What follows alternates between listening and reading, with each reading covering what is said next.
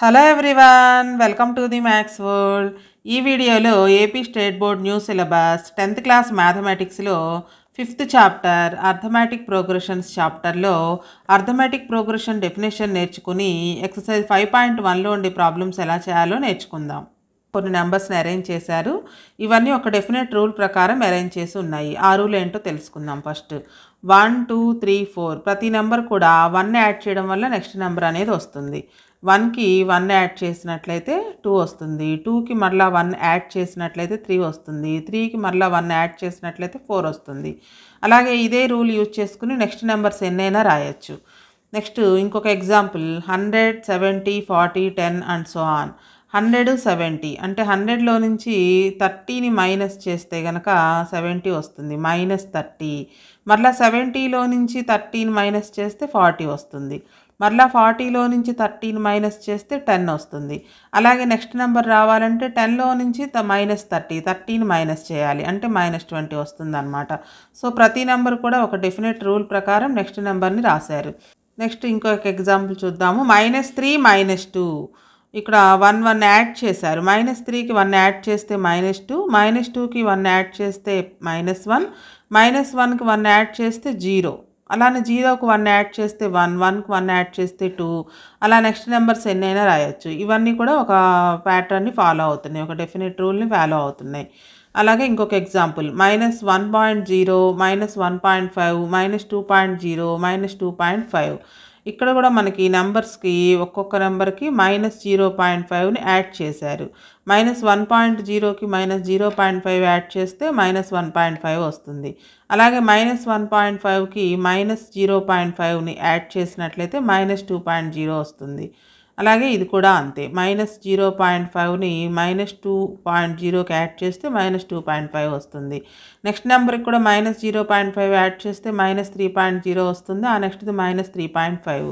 So numbers అన్నీ కూడా ఒక డెఫినెట్ రూల్ ఫాలో అవుతూ అరేంజ్ చేసినటువంటి నెంబర్స్ ఇవన్నీ కూడా. ఇందులో ఉన్న ప్రతి నెంబర్ని, ఈ ప్రోగ్రెషన్స్లో ఉన్నటువంటి ప్రతి నెంబర్ని కూడా మనం టర్మ్ అని పిలుస్తాము. ఇప్పుడు మనం చూసిన ఎగ్జాంపుల్స్ అన్నీ ఇవన్నమాట. ఇవన్నీ కూడా ఒక డెఫినెట్ రూల్ ప్రకారం అరేంజ్ చేసినటువంటి నంబర్స్. ఫస్ట్ ఎగ్జాంపుల్లో ప్రతి టర్మ్కి కూడా ముందున్న టర్మ్కి 1 యాడ్ చేయడం వల్ల నెక్స్ట్ టర్మ్ వచ్చింది. సెకండ్ ఎగ్జాంపుల్లో ముందున్న టర్మ్లో నుంచి 13 లెస్ చేయడం వల్ల తర్వాత టర్మ్ వచ్చింది. ప్రిసీడింగ్ అంటే ముందుది, సక్సీడింగ్ అంటే తర్వాతది అని అర్థం. ఈ థర్డ్ ఎగ్జాంపుల్లో ఈచ్ టర్మ్కి 1 యాడ్ చేయడం వల్ల నెక్స్ట్ టర్మ్ వచ్చింది. ఇక్కడ ఒక ఎగ్జాంపుల్ ఉంది 3, 3, 3, 3 అండ్ సో ఆన్. అంటే ప్రతి టర్మ్కి కూడా 0ని యాడ్ చేయడం వల్ల నెక్స్ట్ టర్మ్ వచ్చింది అనమాట. All the terms in the list are 3. So that is each term is obtained by adding or subtracting 0 to the term preceding it. ప్రతి టర్మ్కి కూడా 0 యాడ్ చేయడం వల్ల నెక్స్ట్ టర్మ్ వచ్చింది. ఈ ఎగ్జాంపుల్లో each term is obtained by adding -0.5 to the term preceding it. అంటే subtract చేసామన్నమాట ప్రతి టర్మ్లో నుంచి కూడా. అరేంజ్ చేసినటువంటి నంబర్స్ని ఏమంటారు అనేది ఇక్కడ డెఫినేషన్ ఇచ్చారు. We see that successive terms are obtained by adding a fixed norm. Successive terms అంటే తరువాతి నెంబర్స్ ఒక ఫిక్స్డ్ నెంబర్ని యాడ్ చేయడం వల్ల ముందున్న టర్మ్కి ఫామ్ అయినాయి. Such list of numbers is said to form an arithmetic progression. అటువంటి లిస్ట్ ఆఫ్ నెంబర్స్ని అర్థమెటిక్ ప్రోగ్రెషన్ అంటాము. దీన్నే సింపుల్గా ఏపీ అని రాస్తాము. ఏపీ అంటే arithmetic progression. So an arithmetic progression is a list of numbers in which each term is obtained by adding a fixed number to the preceding term except the first term. First టర్మ్కి కాకుండా మిగిలిన terms అన్నిటికీ కూడా ఒక fixed నెంబర్ని add చేయడం వల్ల వచ్చిన ఈ ప్రోగ్రెషన్స్ని అర్థమెటిక్ ప్రోగ్రెషన్ అంటాము. This fixed number is called the common difference of the AP. Remember that it can be positive, negative or 0. ఆ కామన్ డిఫరెన్స్ అనేది పాజిటివ్ నెంబర్ అవ్వచ్చు, నెగిటివ్ నెంబర్ అవ్వచ్చు, 0 కూడా అవ్వచ్చు. ఇక్కడ మనం చెప్పుకునే ఎగ్జాంపుల్లో అన్ని 3s ఉన్నాయి. అంటే ఒక ఫిక్స్డ్ నెంబర్ 0ని అన్ని నెంబర్స్కి యాడ్ చేయడం వల్ల వచ్చింది. కాబట్టి కామన్ డిఫరెన్స్ 0 అవ్వచ్చు, పాజిటివ్ నెంబర్ ఉండొచ్చు, నెగిటివ్ నెంబర్ కూడా ఉండొచ్చు. ఇట్లా ఒక లిస్ట్ ఆఫ్ నెంబర్స్ని ఒక ఫిక్స్డ్ నెంబర్ని యాడ్ చేయడము లేదా సబ్ట్రాక్షన్ చేయడం ద్వారా ఫామ్ అయిన ప్రోగ్రెషన్నే అర్థమెటిక్ ప్రోగ్రెషన్ అంటాము. In an arithmetic progression, let us denote the first term of an AP by A1. APలో ఉండే ఫస్ట్ టర్మ్ని A1తో డినోట్ చేస్తాము, సెకండ్ టర్మ్ని A2తో డినోట్ చేస్తాము, nth టర్మ్ని ANతో డినోట్ చేస్తాము. And the common difference by D. then AP becomes A1, A2, A3 and so on AN. So మనం ఇప్పుడు రాసుకున్న list of నెంబర్స్కి మనం టర్మ్స్ అని పిలుస్తాము. ఫస్ట్ టర్మ్ని A1 తోను, సెకండ్ టర్మ్ని A2 తోను, థర్డ్ టర్మ్ని A3 అని అండ్ సో ఆన్ nth టర్మ్ని ANతో డినోట్ చేస్తాము. కామన్ డిఫరెన్స్ ఒక ఫిక్స్డ్ నెంబర్ని యాడ్ చేయడం కానీ లేదా సబ్ట్రాక్షన్ చేయడం కానీ చేస్తామని చెప్పుకున్నాం కదా. ఆ కామన్ డిఫరెన్స్ని D అనే లెటర్తో డినోట్ చేస్తాము. సో D వాల్యూ కనుక్కోవాలి అంటే A2లో నుంచి A1 మైనస్ చేయొచ్చు లేదా A3లో నుంచి A2. అంటే ఏదైనా ఒక టర్మ్ తీసుకుంటే కనుక దాంట్లో నుంచి దాని ముందున్న టర్మ్ని కనుక మైనస్ చేసినట్లయితే కామన్ డిఫరెన్స్ అనేది వస్తుంది.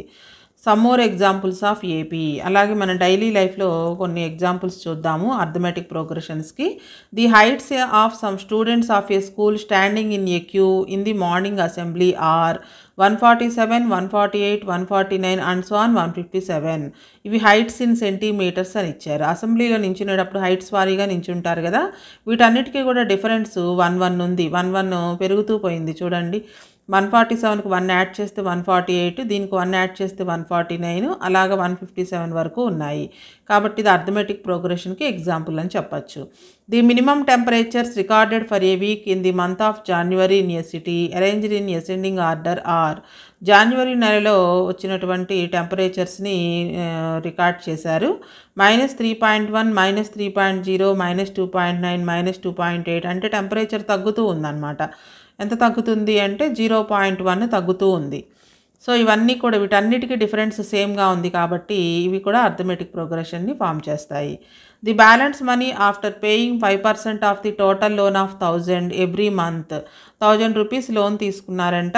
ఎవ్రీ మంత్ 5% పే చేస్తూ ఉన్నాడు. 5% పే చేసిన తర్వాత బ్యాలెన్స్ అమౌంట్ ఉంటుంది కదా, అవన్నీ అరేంజ్ చేశారు. ఫస్ట్ మంత్ 50 రూపీస్ కట్టిన తర్వాత ఇంకా బ్యాలెన్స్ 950 ఉంటుంది. సెకండ్ మంత్ కూడా ఇంకో 50 రూపీస్ కట్టిన తర్వాత ఇంకా కట్టాల్సిన బ్యాలెన్స్ 900. థర్డ్ మంత్ 50 రూపీస్ కట్టిన తర్వాత ఇంకా కట్టాల్సిన బ్యాలెన్స్ 850. అట్లా బ్యాలెన్స్ అమౌంట్స్ అన్నీ ఉన్నాయి. ప్రతి అమౌంట్కి కూడా 50 రూపీస్ డిఫరెన్స్ ఉంది, తగ్గుతూ ఉంది 50 రూపీస్.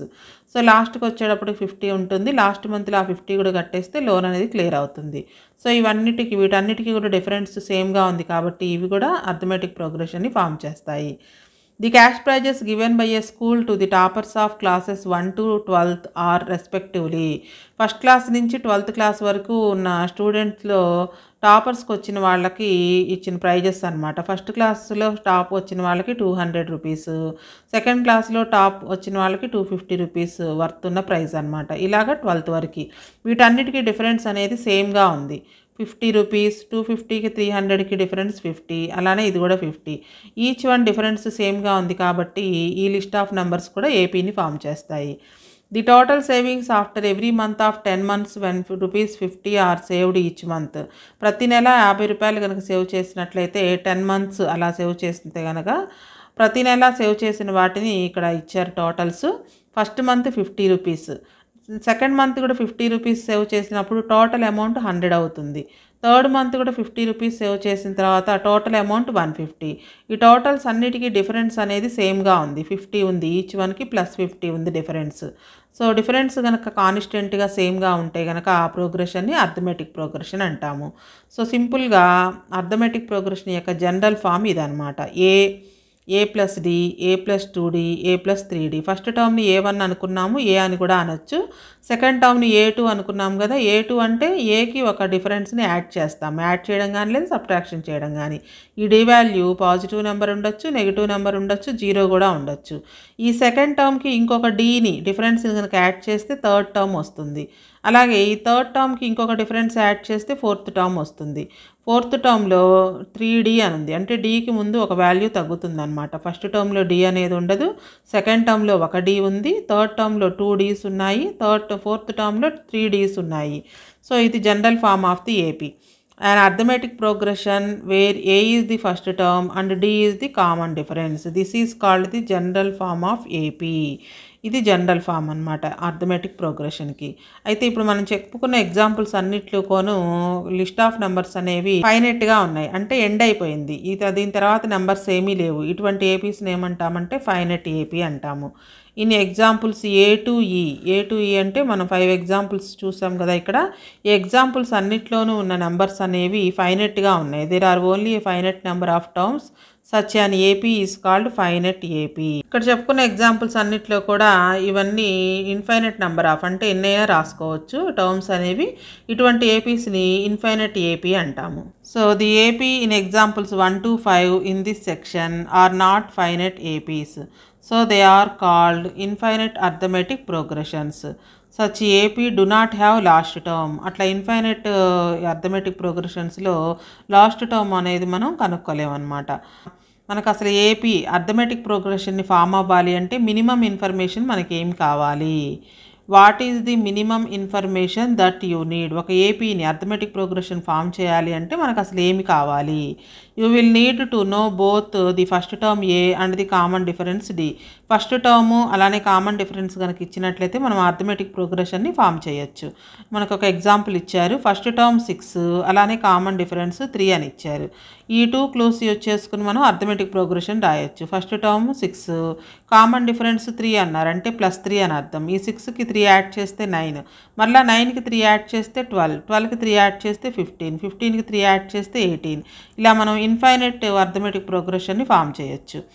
అలాగే ఇంకొక example, if a is 6 and d is -3. First term 6 ఇచ్చారు, కామన్ డిఫరెన్స్ ఈసారి -3 ఇచ్చారు. సో 6లో నుంచి 3 మైనస్ చేస్తే 3, 3లో నుంచి 3 మైనస్ చేస్తే 0, 0లో నుంచి 3 మైనస్ చేస్తే -3, ఈసారి -3లో నుంచి 3 మైనస్ చేస్తే -6, నెక్స్ట్ -9. ఇది కూడా ఇన్ఫైనెట్ అర్థమెటిక్ ప్రోగ్రెషన్.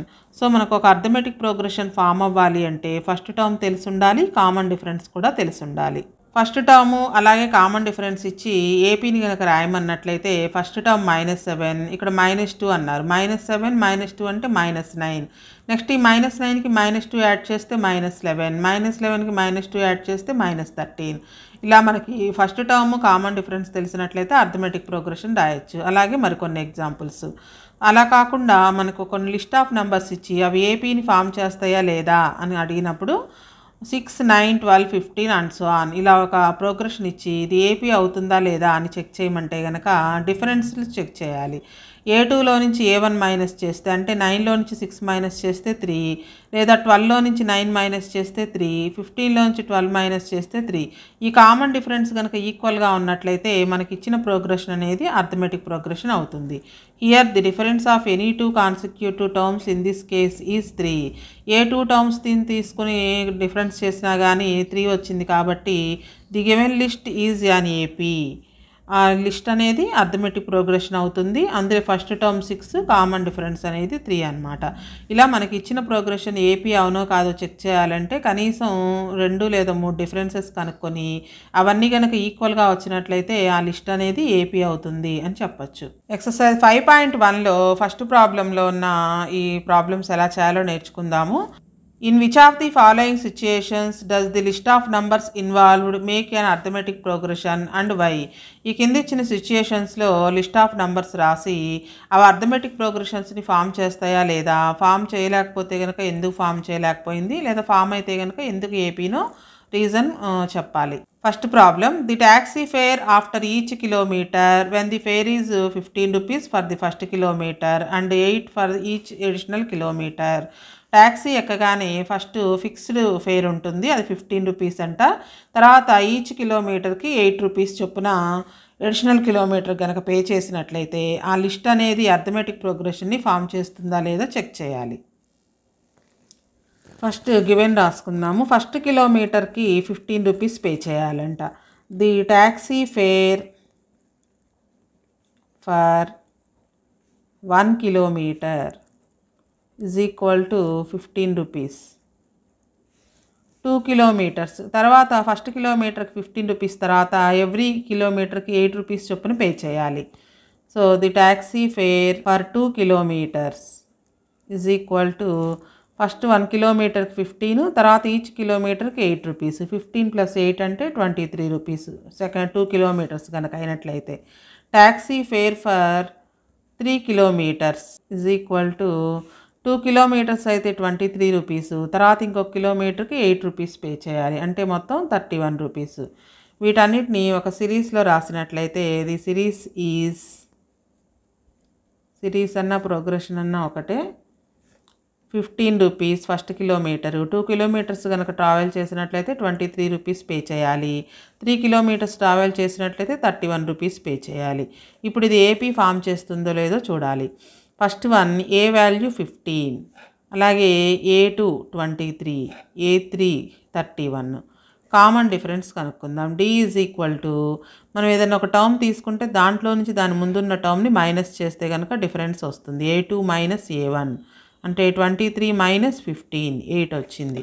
అలాగే ఇంకొక difference A3 minus A2 third term తీసుకున్నట్లయితే దానికి ముందున్న టర్మ్ సెకండ్ టర్మ్ని మైనస్ చేసినా డిఫరెన్స్ అదే వస్తుంది. 31 minus 23 is equal to 8. Difference సేమ్గా ఉంది. Difference is same.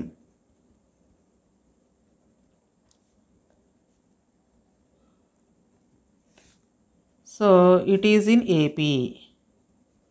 అంటే ఇచ్చిన ఈ లిస్ట్ అనేది ఏపీ అర్థమెటిక్ ప్రోగ్రెషన్ని ఫామ్ చేస్తుంది. Second problem, the amount of air present in a cylinder when a vacuum pump removes 1/4 of the air remaining in the cylinder at a time.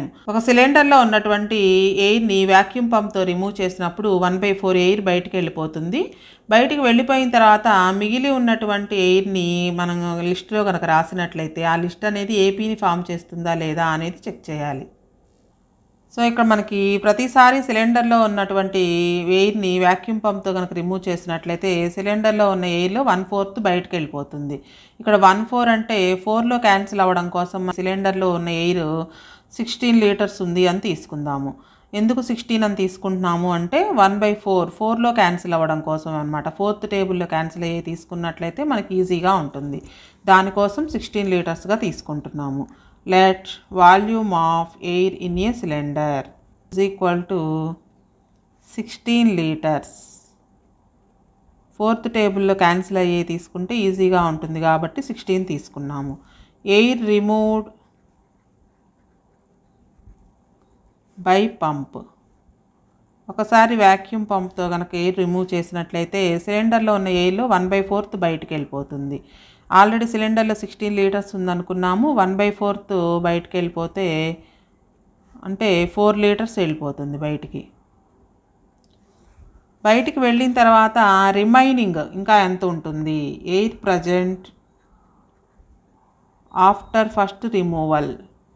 First సారి ఎయిర్ని remove చేసిన తర్వాత ఇంకా ఎంత air అయితే సిలిండర్లో ఉందో దాన్ని లిస్ట్గా రాయండి అంటున్నారు.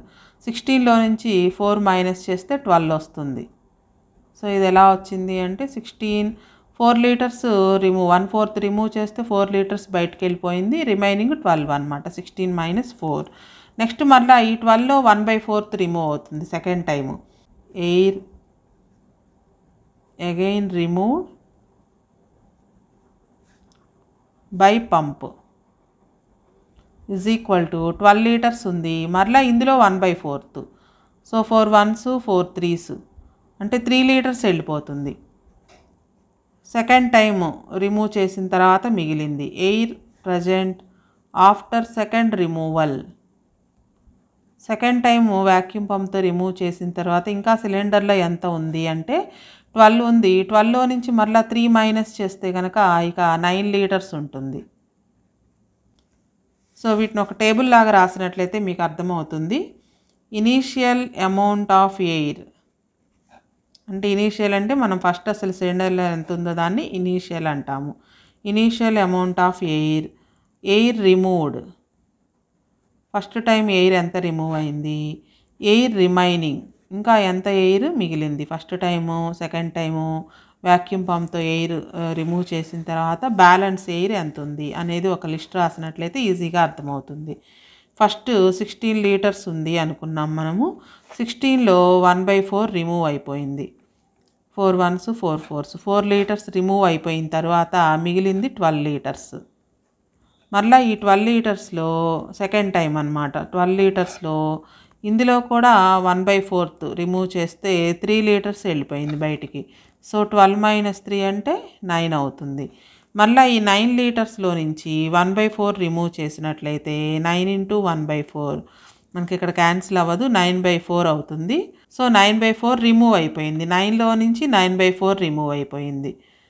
9 ఎల్సిఎం చేసినట్లయితే 4 అవుతుంది. 4 9s 36 మైనస్ 9 1s 9. 36లో నుంచి 9 మైనస్ చేస్తే 27, 27/4 అవుతుంది. ఇది థర్డ్ టైం మిగిలింది.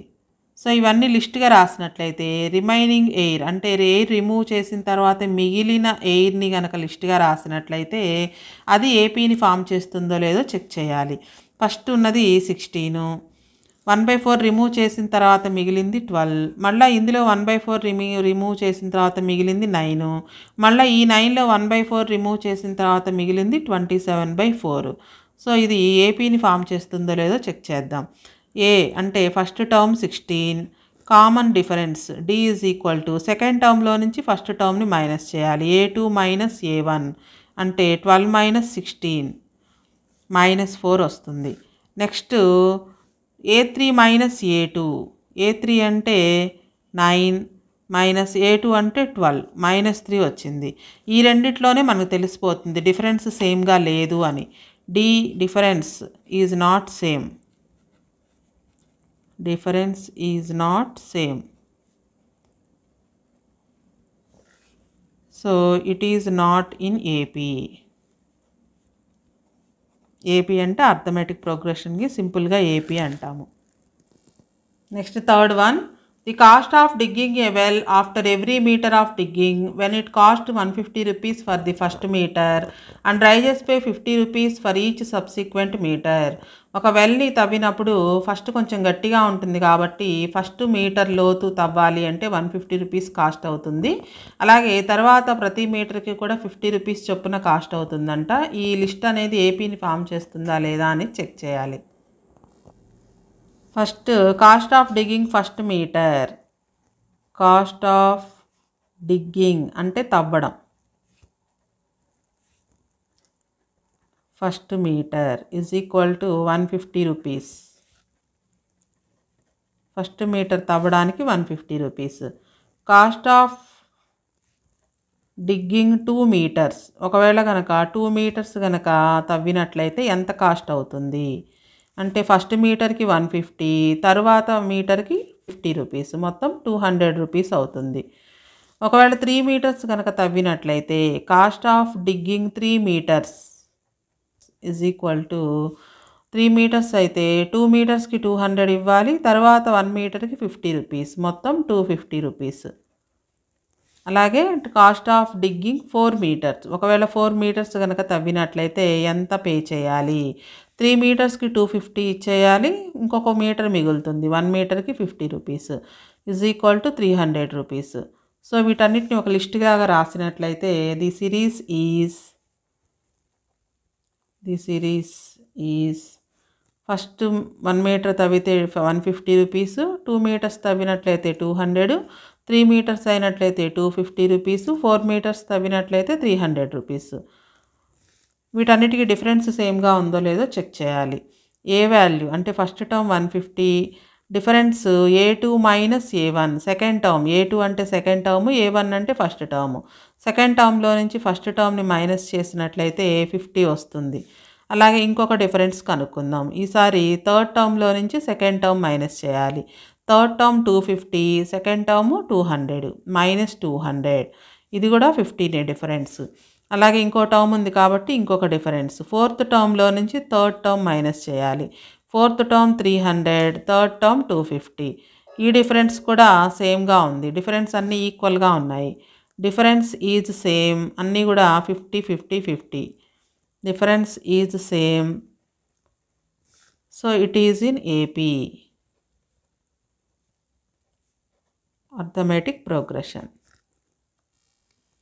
The amount of money in the account every year when 10,000 rupees is deposited at compound interest at 8% per annum. 10,000 రూపీస్ని deposit చేశారు బ్యాంకులో. ఎవ్రీ ఇయర్ 8% ఇంట్రెస్ట్ చొప్పున, కాంపౌండ్ ఇంట్రెస్ట్ చొప్పున ప్రతి సంవత్సరం చివరికి వచ్చే మనీని కనుక లిస్ట్ చేసినట్లయితే అది ఏపీని ఫామ్ చేస్తుందా లేదో చెక్ చేయాలి. సో ఫస్ట్ డిపాజిట్ చేసిన మనీ రాసుకుందాము. ఒరిజినల్ అమౌంట్ అంటే ఫస్ట్ డిపాజిట్ చేసినటువంటి అమౌంట్ అన్నమాట. Original amount is equal to 10,000 rupees. అంటే ఫస్ట్ మనం డిపాజిట్ చేసినప్పుడు 10,000 రూపీస్ ఉంది. ప్రతి సంవత్సరం చివరిలో ఆ అమౌంట్ ఎంత అవుతుందో క్యాలిక్యులేట్ చేయాలి. ఇంట్రెస్ట్ రేట్ 8%, కాంపౌండ్ ఇంట్రెస్ట్ అంట. సో మనకి కాంపౌండ్ ఇంట్రెస్ట్ ఫార్ములా తెలిసి ఉండాలి. For compound interest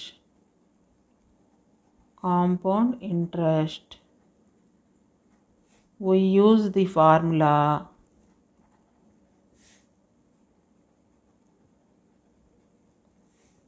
A is equal to P into 1 plus R by 100 whole power n. R అంటే ఇక్కడ రేట్ ఆఫ్ ఇంట్రెస్ట్ 8% ఇచ్చారు కదా. P అంటే ప్రిన్సిపల్ అమౌంట్, ఒరిజినల్ అమౌంట్ అనమాట, 10,000 రూపీస్. N అంటే మనకి 1 ఇయర్ తర్వాత ఎంత అయింది, 2 ఇయర్స్ తర్వాత ఎంత అయింది అమౌంట్, 3 ఇయర్స్ తర్వాత ఎంత అయింది అని తెలుసుకోవాలి అంటే ఈ N బదులు 1, 2, 3 సబ్స్టిట్యూషన్ చేయాలి. సో ఇక్కడ మనం ఒక టేబులర్ ఫామ్లో రాద్దాము, మీకు ఈజీగా ఉంటుంది. 1 ఇయర్ తర్వాత ఎంత అయింది, 2 ఇయర్స్ తర్వాత ఎంత అయింది అనేది ఇయర్, అలాగే టోటల్ అమౌంట్.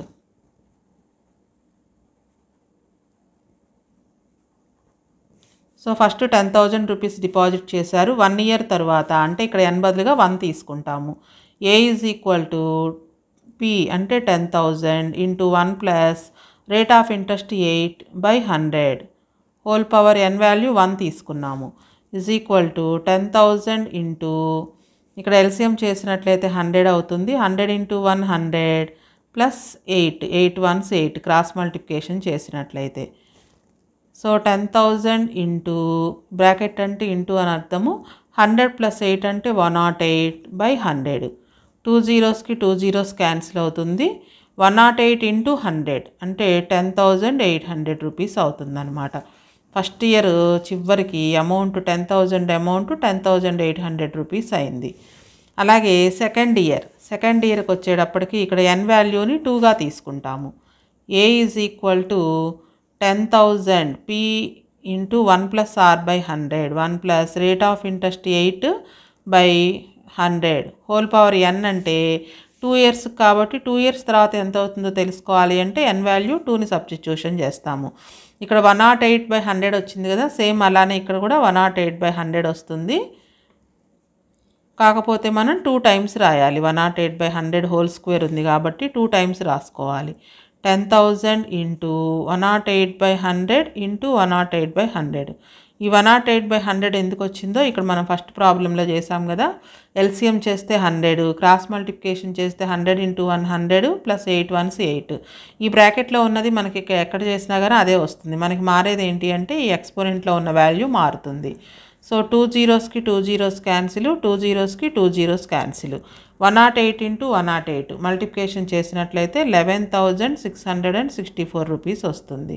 అంటే 2 ఇయర్స్ చివర, సెకండ్ ఇయర్ చివర అమౌంట్ ఇంత అయిందనమాట, 11,664 రూపీస్. అలాగే థర్డ్ ఇయర్ 3 సంవత్సరాల తరువాత A is equal to P into అంటే 10,000 into 1 plus R by 100. R అంటే రేట్ ఆఫ్ ఇంట్రెస్ట్ 8/100. 3 ఇయర్స్ తర్వాత కాబట్టి n వాల్యూని 3గా తీసుకుంటాము. సో బ్రాకెట్లో ఉన్న వాల్యూ 108 అవుతుంది. 108/100 హోల్ క్యూబ్. 108/100ని 3 టైమ్స్ రాసుకోవాలి క్యూబ్ అంటే. 108/100 ఇంటూ 108/100 ఇంటూ 108/100. సో 4 జీరోస్ ఉన్నాయి, ఇక్కడ 2 జీరోస్, ఇక్కడ 2 zeros cancel. 108 into 108 into 108 multiplication చేసి వచ్చిన దాన్ని 100తో కనుక డివైడ్ చేసినట్లయితే 12,597.12 వస్తుంది. ఇది 3 ఇయర్స్ తర్వాత వచ్చిన అమౌంట్ అనమాట. ఈ అమౌంట్స్ అన్నీ రాసి లిస్ట్ రాసినట్లయితే అది ఏపీని ఫామ్ చేస్తుందో లేదో చెక్ చేయాలి. The amount of money in account every year is a series. ఇవన్నీ కనుక ఒక సిరీస్లో రాసినట్లయితే ఫస్ట్ ఇయర్ 10,000 డిపాజిట్ చేశారు, సెకండ్ ఇయర్ అది 10,800 అయింది. అలానే థర్డ్ ఇయర్కి వచ్చేటప్పటికి 11,664 అయింది. అంటే 1 ఇయర్ గడిచిన తర్వాత ఇది, 2 ఇయర్స్ గడిచిన తర్వాత ఇది, అలాగే 3 ఇయర్స్ గడిచిన తర్వాత 12,597.12. అండ్ సో అని ఇంకా మనం కనుక్కున్నట్లయితే అమౌంట్స్ వస్తాయి. వీటికి డిఫరెన్స్ కనుక్కుందాము. ఏ వాల్యూ 10,000, A2 ఇది A3 A4 డిఫరెన్స్ కనుక్కోవాలి. D is equal to A2 minus A1. A2 అంటే సెకండ్ టర్మ్ 10,800 మైనస్ A1 అంటే 10,000. దీనికి డిఫరెన్స్ 800 వచ్చింది. అలాగే ఇంకొక డిఫరెన్స్, ఈసారి థర్డ్ టర్మ్లో నుంచి సెకండ్ టర్మ్ని మైనస్ చేసిన సేమ్ అదే డిఫరెన్స్ రావాలి. 11,664 మైనస్ సెకండ్ టర్మ్ 10,800. దీనికి డిఫరెన్స్ చేసినట్లయితే 864 వచ్చింది. మనకి ఇక్కడే తెలిసిపోతుంది డిఫరెన్స్ సేమ్గా లేదు అని. ఒకవేళ ఇది కూడా మనం డిఫరెన్స్ చేసినట్లయితే 933 రూపీస్ వస్తుంది. సో డిఫరెన్స్లు ఏవి కూడా ఈక్వల్గా లేవు. A4 మైనస్ A3 అంటే ఫోర్త్ టర్మ్లో నుంచి third term. Fourth term 12,597.12 minus third term 11,664. దీన్ని డిఫరెన్స్ చేసినట్లయితే 933.12 వస్తుంది. డిఫరెన్స్లు ఏవి సేమ్గా లేవు. Difference is not same. So it is not in AP. Next వీడియోలో 2, 3, 4 ప్రాబ్లమ్స్ ఎలా చేయాలో నేర్చుకుందాం.